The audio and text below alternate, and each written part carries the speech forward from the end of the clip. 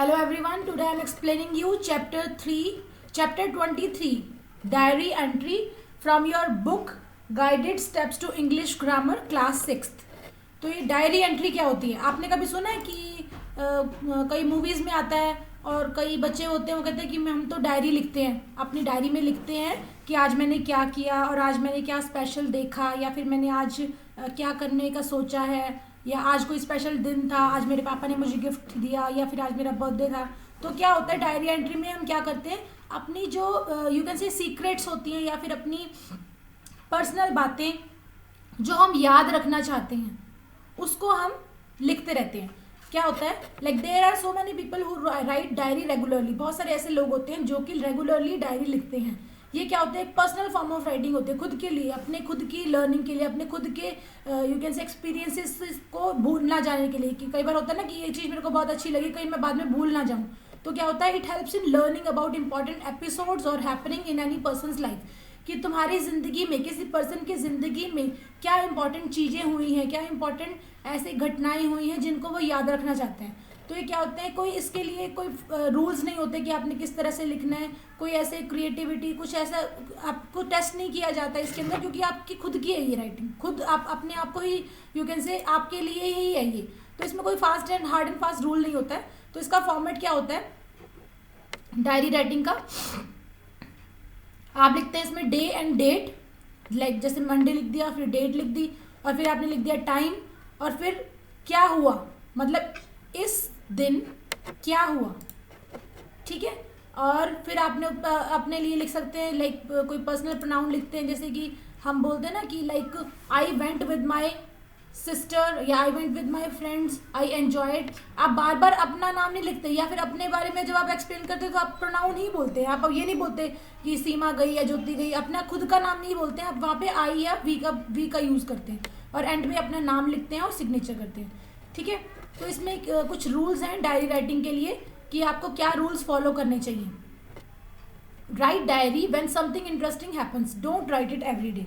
क्या होता है कि जब कुछ इंटरेस्टिंग होता है वही हमें लिखना चाहिए। कुछ ऐसे जो डेली की हैपनिंग होती है लाइक खाना खाया, नहाने गए, या फिर हम कुछ पर्टिकुलर जो चीज़ है आप जो डेली करते हैं वो चीज़ें नहीं लिखें, आप कोई पर्टिकुलर जो इंटरेस्टिंग चीज़ है वही लिखें। कीप योर डायरी सीक्रेट, अपनी डायरी को सीक्रेट रखें। And avoid writing things which are common, और ऐसी चीज़ें जो कि कॉमन है उन चीज़ों को ना लिखें, ठीक है। आप ऐसा होता है कि आप डायरी लिखते हैं और कुछ टाइम बाद आपका खुद का दिल करता है उसको रीड करने का कि उस दिन क्या हुआ था, तो वो चीज़ें बहुत अच्छी लगती हैं बाद में रीड करने में। तो इसमें एक सैम्पल दिया हुआ है like you saw an unattended bag lying under the seat in front of yours in your school बस।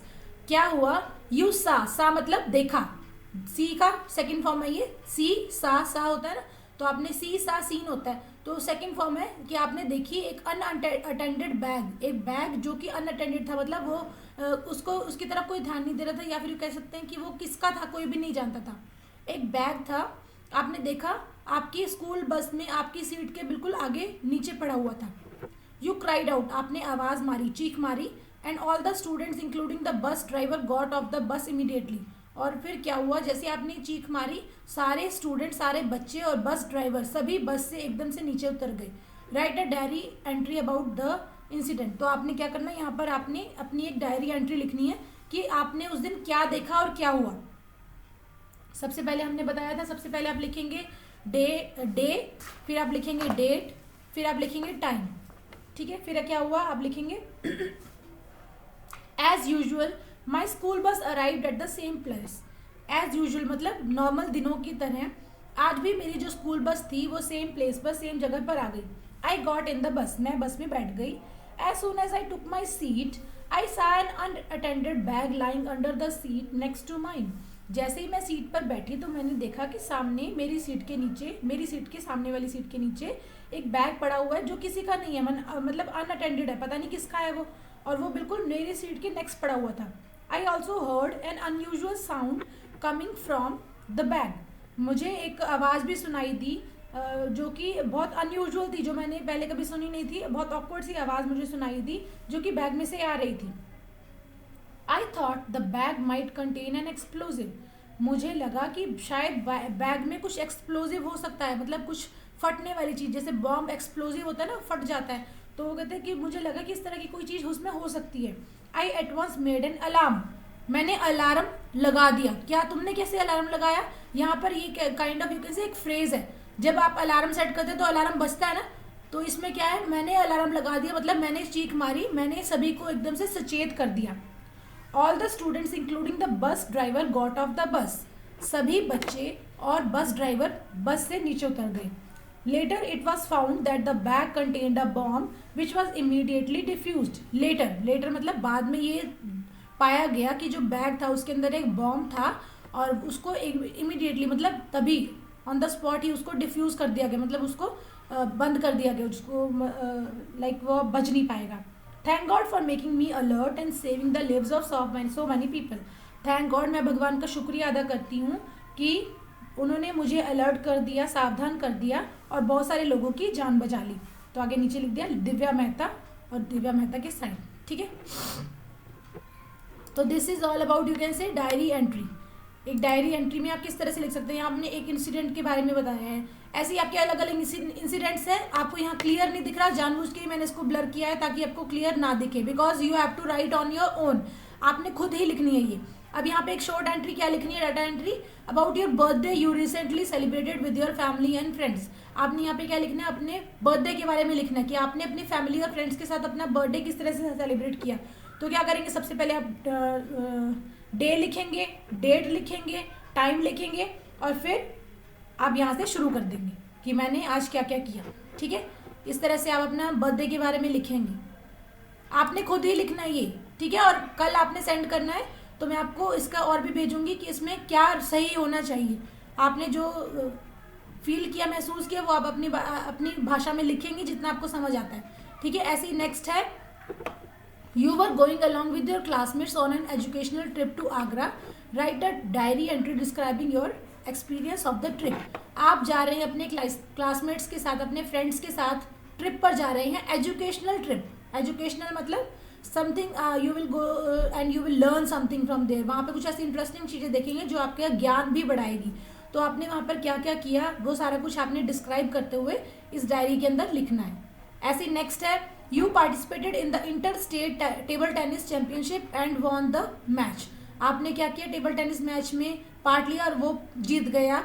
Before going to bed you record your feelings in your diary, write the diary entry. और आप सोने से पहले, before going to bed मतलब सोने से पहले रात को आप क्या कर रहे हैं, अपनी फीलिंग्स अपनी डायरी में लिख रहे हैं कि आपने कैसे पार्टिसिपेट किया और कैसे आप जीते और किस तरह से लास्ट मिनट पे आपको सभी ने इतनी बधाइयाँ दी, सभी ने आपको उसमें उठा लिया, कंधों पर उठा लिया कि आप आज बहुत खुश हैं, इस तरह से। ठीक है, इस तरह से आप लिखेंगे। ऐसे ही नेक्स्ट है, मैं आपको सिर्फ अभी एक्सप्लेन कर रही हूँ कि इनका क्वेश्चंस का मीनिंग क्या है, अंदर आपने खुद ही लिखना है क्योंकि ये आपके खुद की एक्सपीरियंस है। ठीक है, और इसमें कोई हार्ड एंड फास्ट रूल नहीं है। Okay, I am telling you बेटा हाउ टू राइट दिस। अगर if you have to write about your birthday, तो आपने ये क्या होता है, जो भी डायरी एंट्री होती है ये हम पास्ट में लिखते हैं ना। अब देखो जो वो हो चुकी है ना, आप डायरी तो तब लिखते हैं जब आपका काम हो चुका है। अगर आपने यहाँ पे बर्थडे सेलिब्रेशन के बारे में लिखना है तो यू विल टेल कि आज मैंने ये किया, आज मैंने ये किया था, या फिर मैंने ये किया मतलब मैं बहुत खुश थी। तो ये सारा कुछ जो होगा वो पास्ट में होगा। लाइक आपने डेट, डे एंड टाइम वगैरह लिख दिया, फिर आपने लिख दिया like today I had a great day, I had a great day. Had लिखा क्यों, क्योंकि आज मेरा दिन बहुत अच्छा था, हम पास्ट में लिख रहे हैं ना। आप ये नहीं बोलोगे आई am very happy, I was very happy, ऐसे बोलोगे आप, क्योंकि आपका वो पास्ट हो गया। आप ये होने के बाद आप डायरी लिख रहे हो ना, तो आप लिखेंगे I had a great day because today was my birthday, क्योंकि आज मेरा बर्थडे था। My family and my crazy friends celebrated my birthday in the best way. मेरी फैमिली और मेरे फ्रेंड्स ने मेरा जो बर्थडे था बहुत ही अच्छे तरीके से मनाया। अब अगर मैं अंजलि की बात करूं, then Anjali is saying that in her last 9 birthdays she never cut the cake. So you can write in this that in my last years on my birthdays I never cut the cake, I never had an opportunity to cut the cake, but this time on my 10th birthday I was very much excited, yeah, I was very much happy because my father brought for me a cake and my family and my relatives and my friends were very happy. ठीक है, फिर there were many reasons for my happiness. अब यहाँ पे हमने लिखा है कि मैं आज बहुत ज़्यादा खुश थी क्योंकि उसके लिए बहुत सारे रीजंस थे। क्यों? Because my mother gifted me the wrist watch. मेरी मदर ने मुझे गिफ्ट की, एक रिस्ट वॉच गिफ्ट की। And I which I wanted from before, मतलब मैं बहुत पहले से वो रिस्ट वॉच चाहती थी। ठीक है। And it was a fun, you can say it was unforgettable day for.